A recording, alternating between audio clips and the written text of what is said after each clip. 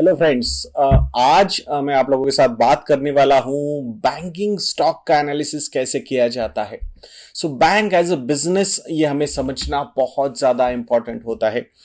तो it's not only about valuation point of view से क्या पी रेशियो चल रहा है, क्या पीबी रेशियो चल रहा है, क्या रिटर्न ऑन इक्विटी है बैंक का। It's not only about that, it is all about कि आपको बैंक को प्रॉपरली एनालाइज करते आना चाहिए और जो जो चीजें बैंक हमें प्रेजेंट करता है, जब भी वो रिजल्ट्स डिक्लेयर करता है या फिर जब भी एनुअल रिपोर्ट हम देखते हैं, तो उसके हिसाब से ये सारी चीजें देखना उतना ही इंपॉर्टेंट होता है। तो इसीलिए एक 12 पैरामीटर्स 12 पैरामीटर्स लेके एक बैंक स्टॉक को कैसे एनालाइज किया जाता है क्वालिटेटिव वे से, इसके बारे में इस वीडियो में हम डिटेल में जानकारी लेने वाले हैं। जैसे मैंने हमेशा आपको बोला है कि it's all about becoming a good investor, not only from the analyzing point of view but overall एक आप अच्छे इन्वेस्टर बनो, उसमें आपने क्या क्या चीजें समझनी चाहिए। ऐसा कोई बहुत ज्यादा ये ट्रिकी नहीं है ये सिचुएशन है, और ये सारे नंबर्स जो है ना वो अवेलेबल होते हैं। मतलब जब भी वो रिजल्ट्स डिक्लेयर करते हैं वहां पे ये नंबर्स अवेलेबल होते हैं। बहुत सारी वेबसाइट्स है जिन पे ये सारे नंबर्स होते हैं। तो what is more important for you to infer from these numbers, आपको दिखाने एग्जैक्टली देखना है कि भाई ये नंबर्स में से मुझे क्या क्या चीजें निकालनी है बाहर। सो that is what is very important. 12 parameter पे एक बैंक को कैसे एनालाइज किया जाएगा इसके बारे में हम यहां पे बात करने वाले हैं। पहला जो पैरामीटर है वो है interest income. Interest income, because ultimately bank business क्या होता है, किसी से पैसा लिया जाता है और बाद में किसी को पैसा लेंड किया जाता है, मतलब डिपॉजिट्स लिए जाते हैं और लेंड किया जाता है। तो अल्टीमेटली मेजर इनकम जो होता है बैंक का वो होता है इंटरेस्ट इनकम। जो भी लोन्स दिए जाते हैं उनको एडवांसेस कहा जाता है, उन एडवांसेस पे, उन लोन्स पे उनको इंटरेस्ट आता है और वो किसी भी बैंक का एक कोर इनकम होता है। तो ये नंबर आपने हमेशा देखना चाहिए कि भाई कोर इनकम क्या है। तो यहां इस वीडियो में हम एचडीएफसी बैंक का एक एग्जांपल लेके आप लोगों के सामने ये सारी चीजें मैं प्रेजेंट करने वाला हूं। तो एचडीएफसी बैंक का अगर प्रॉफिट एंड लॉस अकाउंट हम देखते हैं ईयर एंडिंग 31 ऑफ मार्च 2020 का, तो वहां पे इनकम कैटेगरी में इंटरेस्ट अर्न्ड ये फिगर है शेड्यूल 13। 1.14 लाख करोड़ रुपीस या फिर 1,14,812 करोड़ रुपीस का इंटरेस्ट इनकम रहा एचडीएफसी बैंक का एज ऑफ 31 ऑफ मार्च 2020, पूरा जो ईयर था FY 19-20 के हिसाब से। उसके पहले के जो नंबर्स थे वो अराउंड 98,972 करोड़ रुपीस के थे। तो वो भी आपको पता चलेगा कि ओवरऑल ग्रोथ कैसी हुई है। तो ये इंटरेस्ट इनकम देखना बहुत ज्यादा इंपॉर्टेंट होता है। तो ये इंटरेस्ट अर्न जो होता है इनका, इसको अगर हम बाइफरकेट करते हैं तो उसमें कहां कहां से एग्जैक्टली पैसा आया ये भी आपको समझ में आएगा। तो पहला इंटरेस्ट अर्न में पहला इनकम आएगा जो एडवांसेस जो दिए हुए हैं, जो लोन्स दिए हुए बैंक ने, उसमें इंटरेस्ट और डिस्काउंट ऑन एडवांसेस और बिल्स, तो वो नंबर है 91,787 करोड़ रुपीस का। The next one is income from investment. तो बैंक ने जो भी उनके रिटेन्ड अर्निंग्स वगैरह सारी चीजें हैं, बैंक के पास जो सरप्लस पैसा है वो उन्होंने कहां इन्वेस्ट करके रखा है, तो वहां से भी उनको इनकम आता है। तो वो इनकम भी हमें कंसिडर करना इंपॉर्टेंट होता है। तो वो है around 20,633 crore rupees. And interest on balance with RBI and other inter bank funds, जो भी रिक्वायरमेंट्स होती है आरबीआई के अंडर हमें रखने पड़ते हैं, पैसा रखना पड़ता है ट्रेजरीज में, गवर्नमेंट सिक्योरिटीज में, तो वहां से भी तो इंटरेस्ट आता है। तो वो इंटरेस्ट अर्न्ड है अराउंड 1,828 करोड़ रुपीस और बाकी का अराउंड 562 करोड़ रुपीस का इंटरेस्ट अर्न इनकम है। तो ये सारा अगर पैसा मिलाया जाए तो टोटल इंटरेस्ट अर्न्ड होगा एचडीएफसी बैंक का, वो होगा 1.14 लाख करोड़ रुपीस। तो ये नंबर देके हमें यहां रुकना नहीं है, इसके बाद हमें देखना है कि ओवरऑल लास्ट 4-5 सालों में ये पर्टिकुलर इंटरेस्ट इनकम कैसे ग्रो हुआ है। तो यहां पे अगर आपको स्क्रीन पे नजर आ रहा होगा मार्च 15 year ending, March 15 year ending and March 20 year ending, ये 5 सालों का अगर हम एनालिसिस करते हैं तो हमें पता पता चलेगा कि ये इंटरेस्ट इनकम जो है लास्ट 5 सालों में कैसे ग्रो हुआ है, from 48,000 crore rupees to 60,000 crore rupees to 69,000 crore rupees to 80,000 crore rupees to 98,000 crore rupees and this year 1.14 lakh crore rupees. तो फर्स्ट टाइम इंटरेस्ट इनकम जो है एचडीएफसी बैंक का किसी भी ईयर में 1 लाख करोड़ के ऊपर जा चुका है। So this is a big achievement for HDFC bank. और 5 साल का अगर हम सीएजीआर देखते हैं, सो 18.82% का सीएजीआर यहां पे हमें नजर आता है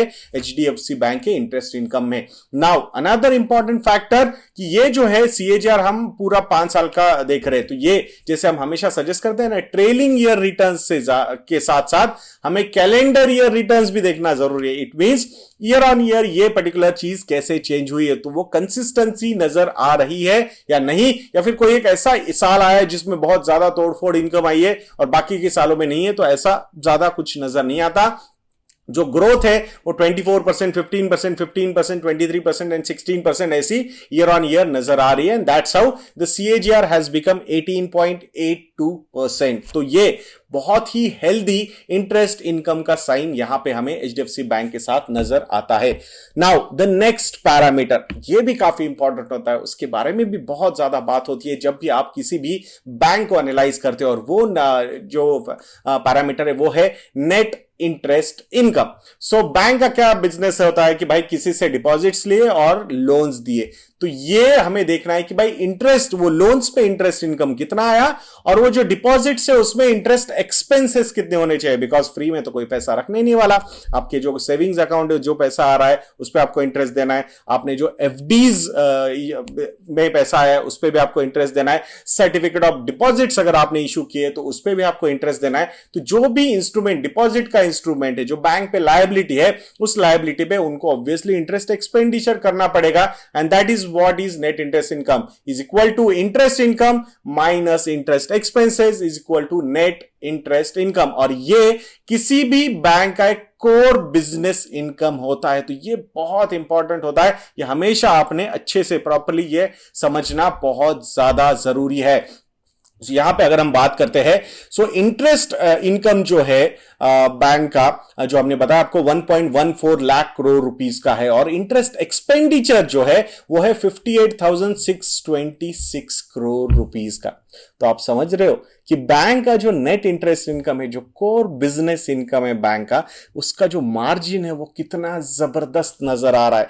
ऑलमोस्ट 2 टाइम्स, या फिर वाई ऑलमोस्ट, मतलब हम बोल ही सकते कि ये 2 टाइम्स नजर आ रहा है। सो जो इंटरेस्ट एक्सपेंडिचर है, जो पैसा इनको देना है, जिनसे उन्होंने डिपॉजिट लिया है उनको जो पैसा देना है, उसके कंपैरिजन में जो लोन्स पे इंटरेस्ट अर्न कर रहा है बैंक, वो कितना ज्यादा हेल्दी है। And this is a very good sign for a bank. तो एचडीएफसी बैंक में आपने ये नंबर्स नजर आ रहे होंगे, बट नाउ जैसे हम हमेशा बताते हैं कि भाई हमें देखना है लास्ट 5 सालों में क्या क्या चीजें कैसे चेंज हुई है। तो ये नेट इंटरेस्ट इनकम की भी अगर हम बात करते हैं, सो मार्च 2015 में ये था 22,396 करोड़ रुपीस, और वहां से consistently from 22 to 27 to 33 to 40 to 48,000 crore to 56,186 crore rupees, ये कंसिस्टेंटली ग्रो हो रहा है। और अगर नेट इंटरेस्ट इनकम का मैं ग्रोथ रेट आपको बताऊं तो वो नंबर है 20.2% का।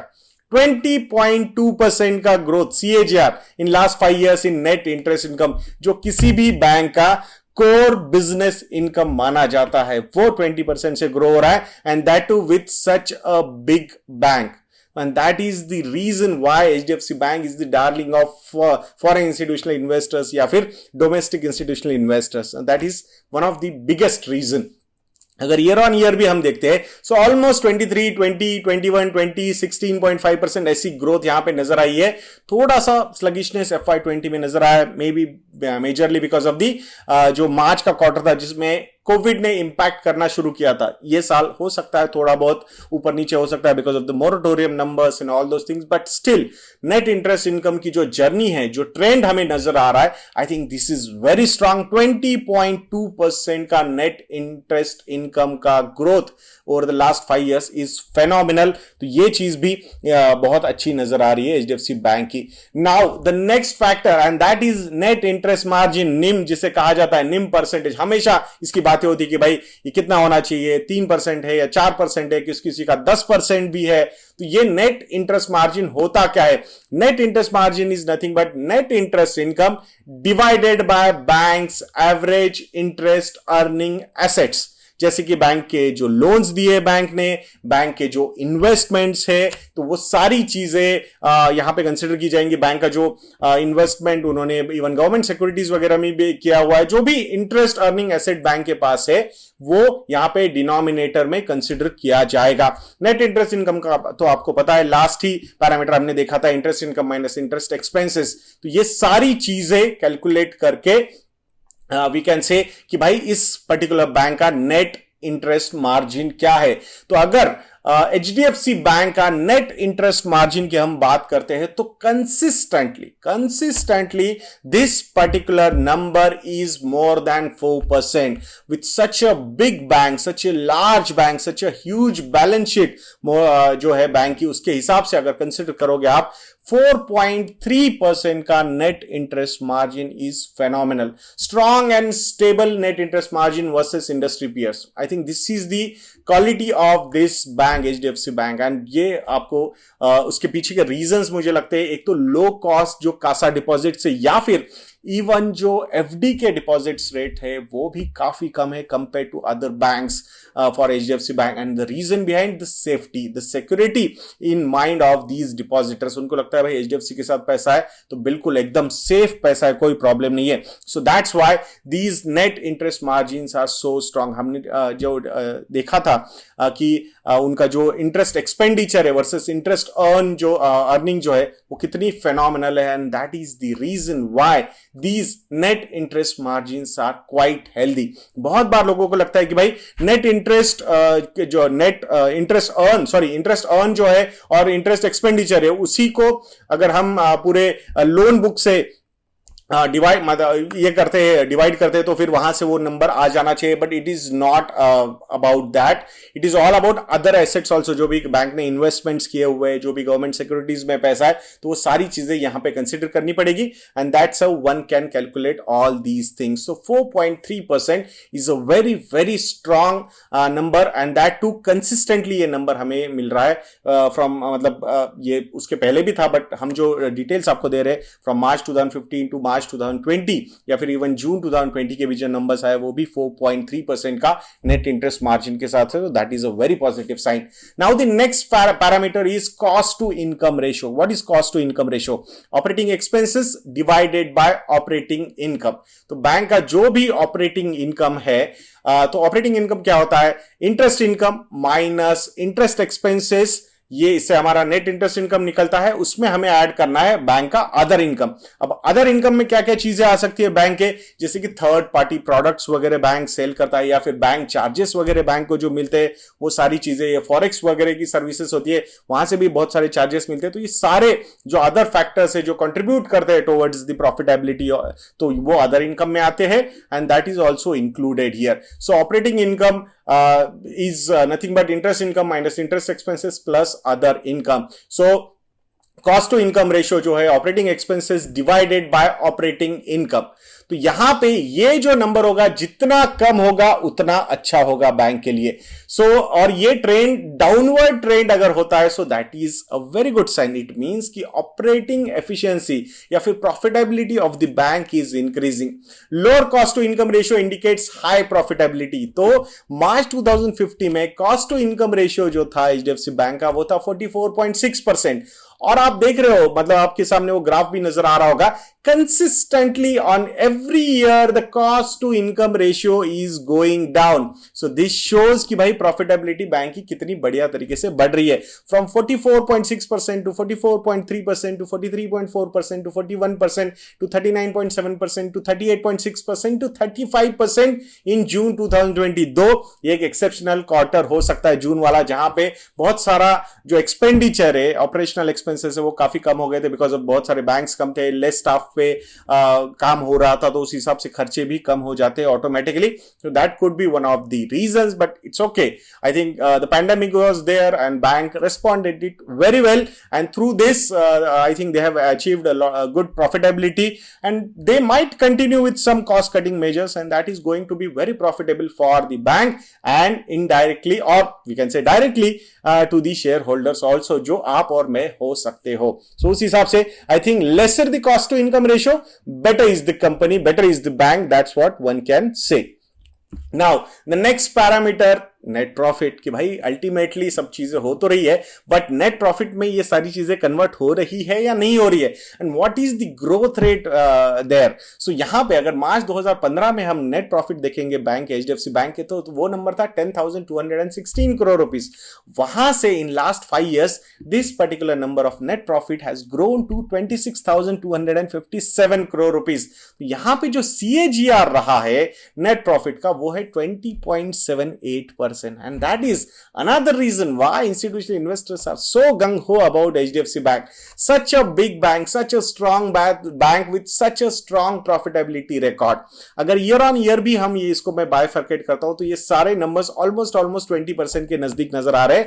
FY20 जहां पे थोड़ा सा कंसर्न हमें नजर आ रहा था बाकी चीजों में, concern in the sense growth point of view से, interest income and all those things, but profitability के हिसाब से अगर हम देखते हैं तो प्रॉफिटेबिलिटी बढ़ी है 24.6% से. इसके पीछे का रीजन है द लोअर टैक्सेशन. ये जो कॉर्पोरेट टैक्सेशन जो कम किया है गवर्नमेंट ऑफ इंडिया ने, उसका रीजन है ये प्रॉफिटेबिलिटी बहुत ज्यादा ग्रो हो गई है. So next year will have to see. FY21 is going to be a challenging year for all the banks, तो जहां पे एचडीएफसी बैंक भी एक्सेप्शन नहीं हो सकता है. लेट अस सी कि क्या नंबर्स आते हैं, बट ये नेट प्रॉफिट के नंबर्स और उसकी प्रॉफिटेबिलिटी का ट्रेंड, ये दोनों चीजें देखना उतना ही इंपॉर्टेंट होता है. Now the next factor, and that is return on assets. So ROA measures the profitability of a bank relative to its total assets. Bank के assets क्या होते हैं? So ultimately ये जो loans वगैरह दिए जाते हैं, यही बैंक के major assets होते हैं. और बैंक की liabilities क्या होती है? ये जो भी deposits इन्होंने लिए, current account, savings account, FD, certificate of deposits, ये जो भी पैसा raise किया गया है, ये इनकी liabilities होती है जिसपे उनको interest देना होता है. So total assets के हिसाब से अगर आप देखोगे तो उसपे overall return, मतलब profitability कंपनी कैसे जनरेट करती है, तो वो जो नंबर है वो नॉर्मली हमने देखा है कि 1.5% के ऊपर होता है, बट एचडीएफसी बैंक के लिए ये जो केस है वो 2.01% की है. कुछ एनबीएफसीज है, कुछ स्मॉल बैंक्स है जिनका ये नंबर बहुत ज्यादा बड़ा है, because they are focused towards micro loans. तो माइक्रो लोन्स के हिसाब से ये नंबर्स काफी बड़े हो सकते हैं, but being a big full fledged bank, scheduled commercial bank अगर आप देखोगे तो 2.01% का number, this is also very strong number. तो आरओए, रिटर्न ऑन एसेट, ये नंबर भी देखना उतना ही इंपॉर्टेंट होता है किसी के लिए भी. तो ये भी आप याद रखिएगा, और ये कंपैरेटिव एनालिसिस होना चाहिए कि मतलब ओवरऑल सारे पैरामीटर्स देख के आपने ये पैरामीटर को भी देखना चाहिए. इट्स नॉट ओनली अबाउट ये बैंक आरओए 2% है और ये बैंक आरओए 4%, तो ये बैंक बढ़िया है, ये खराब है. It's not like that. It's a comparative analysis which you need to do. So यहां ये नंबर को भी आपने ध्यान देना चाहिए. That's what I feel. So 6th parameter रहा है ये return on assets. Now the profitability का भी एंगल हम लेंगे यहां पे. सो वो है return on equity. What is the definition of return on equity? Net profit divided by average share holders equity. Share holders equity क्या होता है? शेयर होल्डर्स इक्विटी होता है इक्विटी शेयर कैपिटल जो बैंक ने रेज किया है, एंड रिजर्व्स एंड सरप्लस. जो भी बैंक को प्रॉफिट हो रहा है, जो भी प्रॉफिट होने के बाद जो डिविडेंड्स दिए जा रहे हैं, उस डिविडेंड, कुछ पैसा दिया जाएगा डिविडेंड के तौर पे और कुछ अर्निंग्स को रिटेन किया जाएगा, which will go towards the reserves and surplus. तो ये नंबर भी उतना ही इंपॉर्टेंट होता है ओवरऑल जब आप देखोगे किसी भी बैंक को, बिकॉज यहां पे ultimately this is nothing but a long term capital which the bank has. ये शेयर होल्डर्स मनी है, तो ये यूज किया जा सकता है लॉन्ग टर्म के लिए. ये कोई कमिटमेंट नहीं है कि इसको वापस देना है, फिर कैसा है उसको प्लान करें. No, this is a long term money. So उस हिसाब से उसको टियर 1 कैपिटल में ही माना जाता है. सो ये भी इंपॉर्टेंट फैक्टर है. सो आरओई का नंबर देखना उतना ही इंपॉर्टेंट है. तो यहां पे आरओई का नंबर अगर आप देखोगे, नॉर्मली हम सजेस्ट करते हैं कि भाई 15% के ऊपर रिटर्न ऑन इक्विटी का नंबर होना चाहिए. ये जितना ज्यादा होगा उतना अच्छा हो सकता है. यहां पे एक छोटा सा कंसर्न नजर आता है कि कंटिन्यूअसली डाउनवर्ड ट्रेंड में ये नंबर आता हुआ नजर आया था, और अभी मार्च 2020 में this particular number is at 16.76%। अभी व्हाट इज मोर इंपॉर्टेंट मुझे ऐसा लगता है, जब हम नेट प्रॉफिटेबिलिटी के हिसाब से देख रहे थे, बिकॉज आरओई में तो नेट प्रॉफिट ही कंसिडर किया जाता है, सो नेट प्रॉफिटेबिलिटी में ग्रोथ काफी अच्छी नजर आ रही थी, बट आरओई के हिसाब से ये नंबर कम हुआ है। सो दिस शोज कि भाई ज्यादा कैपिटल यहां पे यूज हो रहा है बैंक की तरफ से, या फिर जब कैपिटल एडिक्वेसी रेशियो के बारे में बात करेंगे तो वहां पे शायद वो रीजन सामने आ सकता है कि क्यों ये पर्टिकुलर नंबर थोड़ा सा डाउनवर्ड साइड में है। Nothing alarming, don't take it otherwise.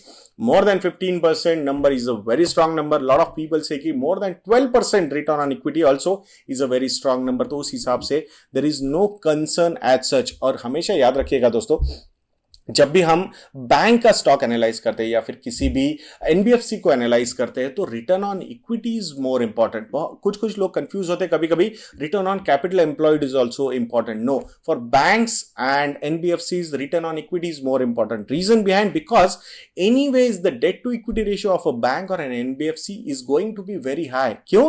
Because ultimately पूरा बिजनेस मॉडल ही लेंडिंग का है, और पैसा उठाया जाता है बाहर से और फिर लेंड किया जाता है। तो कोई खुद की जेब से वहां पे पैसा नहीं डालता, तो मैक्सिमम डेट ही रहेगा उस कंपनी पे। उसका जो कोर इक्विटी होगा वो ज्यादा नहीं रहने वाला, ये हमने हमेशा समझना चाहिए।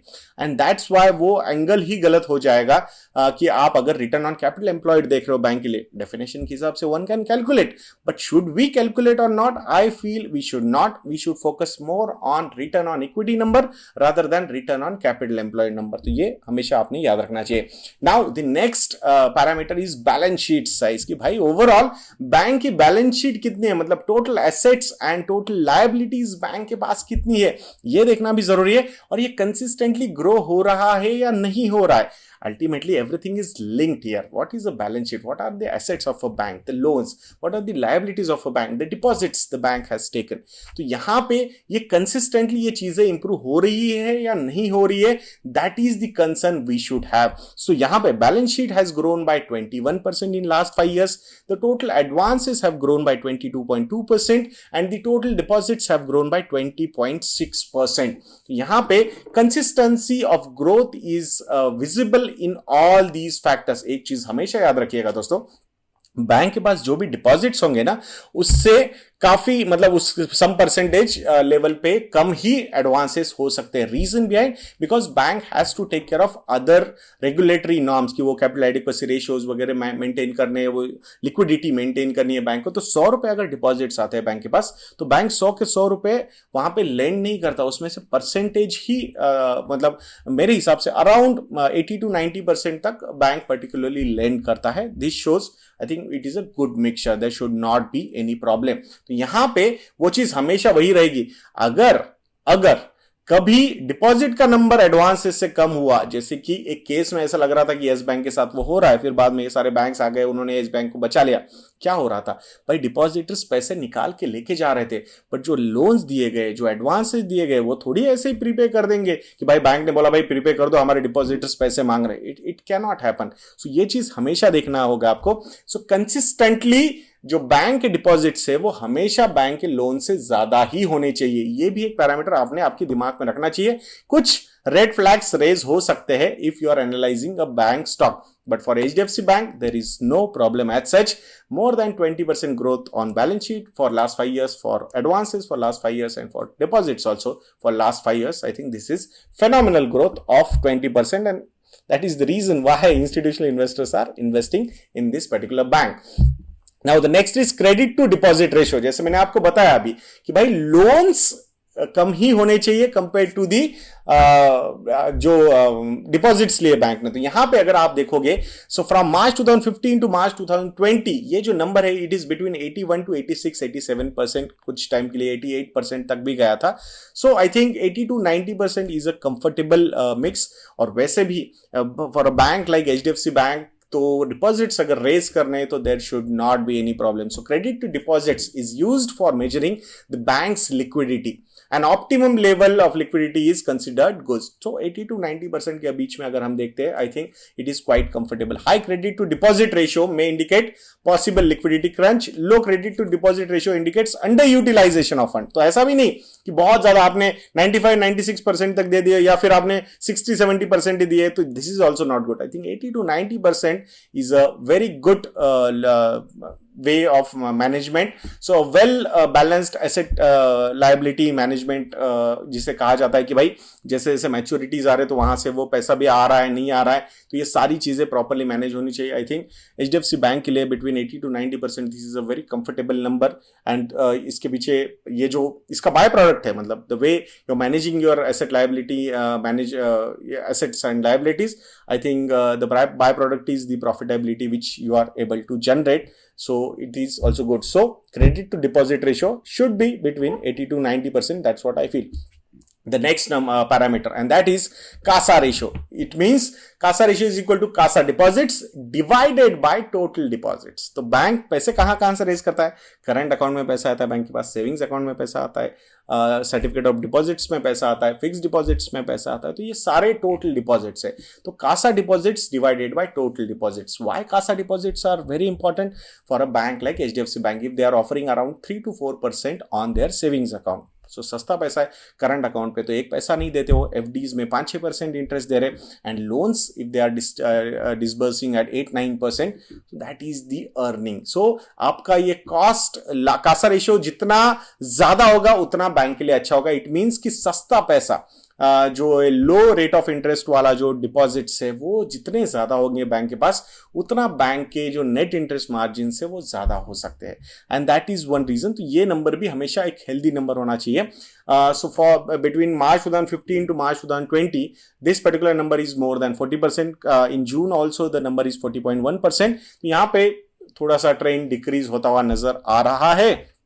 बट ये I think bank is in a position, I think they will be able to manage it. There should not be any problem. अभी बहुत सारे बैंक्स आए, बहुत सारे कंपटीशन भी आया है जो 6%, 7%, 7.5%, 8% भी इंटरेस्ट ऑफर कर रहे थे on the savings account. So that could be a little pressure. But जब ये इवेंट हो गया येस बैंक का, तो I think situation can change in coming quarters. तो there should not be any problem. I think 40% से ज्यादा अगर कासा रेशियो है, so it's a strong CASA book. There should not be any problem. Low interest book है ये, तो उस हिसाब से नेट इंटरेस्ट मार्जिन्स बैंक के काफी अच्छे रह सकते हैं. Now the most important parameter when you analyze a banking stock, and that is gross NPAs, net NPAs and provision coverage ratio.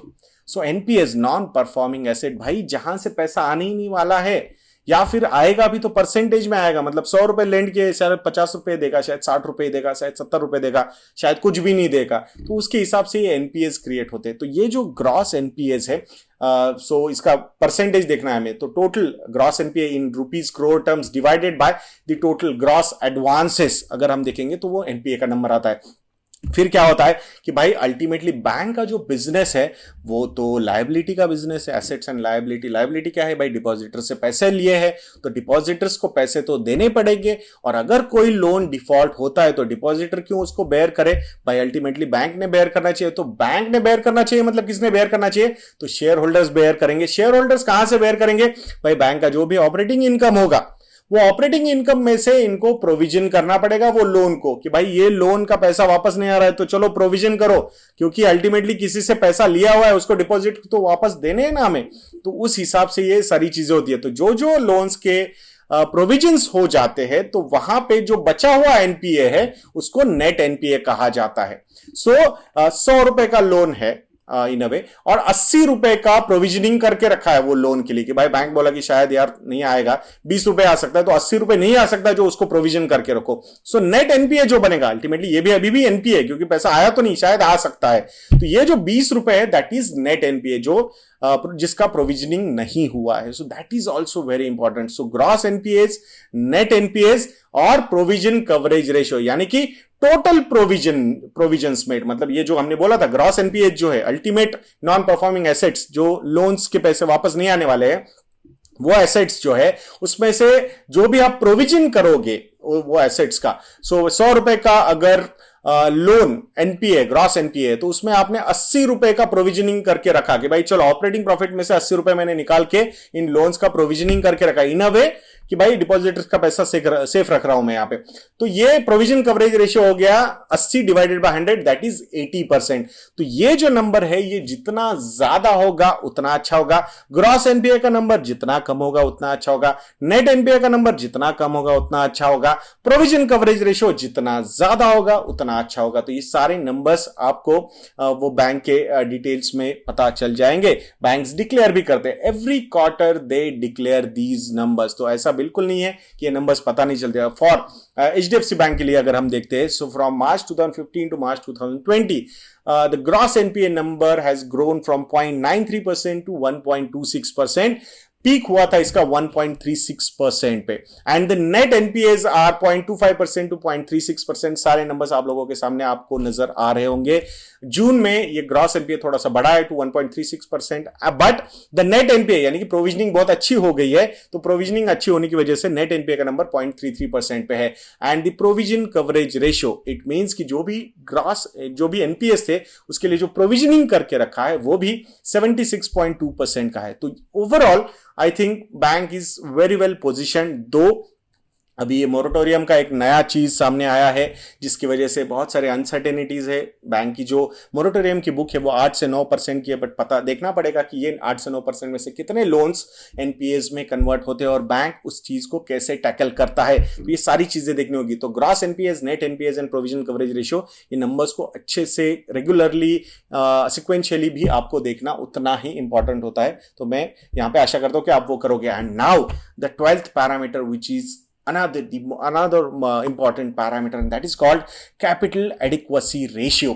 Capital adequacy ratio is equal to tier 1 capital plus tier 2 capital divided by total risk weighted assets. जो भी risky assets, risk weighted मतलब जो भी loans वगैरह दिए गए हैं वही एसेट्स नॉर्मली रिस्की होते हैं, not those assets which they have invested into government securities and all that. So यहाँ पे tier 1 capital is a long term capital जो बैंक के पास हमेशा रहता है, जैसे कि इनिशियल शेयर इक्विटी कैपिटल या फिर बैंक ने वापस पैसा रेज किया या फिर ये जो रिटेन्ड अर्निंग्स है बैंक के पास वो उसमें कंसिडर किया जाता है। Tier 2 capital can be a short term money which bank can raise और बाद में उसको वापस करना पड़ सकता है। सो on that particular money bank cannot bank for long term. So ये हमेशा आपने याद रखना चाहिए। So capital adequacy ratio it means कि भाई आपका कितना पैसा आपने बाजू में रखा। एक सिंपल एग्जांपल देता हूं आपको, अगर बैंक के एनपीएस कैपिटल एडिक्वेसी रेशियो के ऊपर चले जाते it means bank is going bankrupt, कि भाई बैंक के पास पैसा ही नहीं है प्रोविजन करने के लिए उसके। दो वो प्रॉफिटेबिलिटी वो तो बात की बात है, हम देखेंगे कि वो ऑपरेटिंग प्रॉफिट से, बट वो सिचुएशन अगर आती है कि बैंक के जो एनपीएस है वो कैपिटल एडिक्वेसी रेशियो के ऊपर चले जाते हैं, फिर एसबीआई को आना पड़ता है, फिर एलआईसी को आना पड़ता है, किसी को आके बाय करना पड़ता है उस बैंक को। So that is one thing। तो अभी नॉर्मली ये जो रिक्वायरमेंट है 14-15% की रिक्वायरमेंट होती है। So bank for schedule commercial banks तो वो 10-11% की है। PSU banks are at that level only, but banks like HDFC bank या फिर Kotak bank they are these particular numbers are 18.52% का ये जो नंबर है मार्च 31, 2020 का। सो दिस शोज कि भाई कितना ज्यादा ये यहाँ पे इन्होंने कैपिटल एडिक्वेसी रेशियो अपना इंक्रीज करके रखा है। What does this show? This shows कि अनसर्टेन टाइम्स आर अहेड, कि बैंक को अनसर्टेन टाइम से जाना पड़ सकता है। There could be a pressure of NPA and that's why a lot of banks are going to market, they are raising money and building their capital adequacy ratio. So current minimum capital adequacy ratio requirement जो RBI ने decide किया according to Basel 3 norms is 11.075%। तो उसके comparison में HDFC bank is sitting at a very very healthy position. Even banks like Kotak Mahindra bank are more than 20% on capital adequacy ratios. तो ये ratio भी उतना ही इंपॉर्टेंट होता है। ये आपको दिखाता है कि बैंक कितना कंजर्वेटिव है या फिर एग्रेसिव है, या फिर सिचुएशन ने उसको एग्रेसिव बनाया है कि भाई एनपीएस के लेवल बहुत ज्यादा बढ़ रहे हैं and that's why they are not able to have that high capital adequacy ratio. तो ये सारी चीजें आपको देखनी है। Lower NPA levels but still high capital adequacy ratio shows bank is ready with its war chest to face these uncertain times। तो मैं आशा करता हूं दोस्तों कि ये वीडियो आपको काफी अच्छा लगा होगा। ऐसे वीडियोस के लिए बने रहिए और नेक्स्ट वीडियो तक के लिए मुझे आज्ञा दीजिए दोस्तों। जय हिंद।